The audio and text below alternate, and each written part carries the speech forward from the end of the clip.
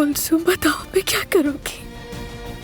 अदनान, इससे मिलो, मेरी बीवी ज़मरुद। ये हमारी कंपनी में काम करती थी, शायद तुम इसे जानते होगे। मैं इन्हें नहीं जानता। तुमने मेरा इंतजार क्यों नहीं किया? तुम्हें मेरे चचा के अलावा और कोई नहीं मिला।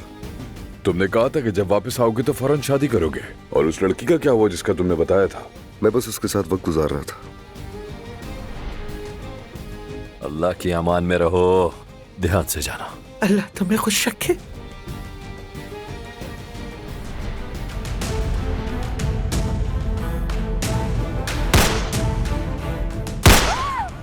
चाचा को गोली लगी है। याजी इधर आओ। मेरे बाद तुम्हें ज़मरुद का ख्याल रखना होगा। जाहिर है तुम्हें मारना नहीं चाहता था भाई मैं।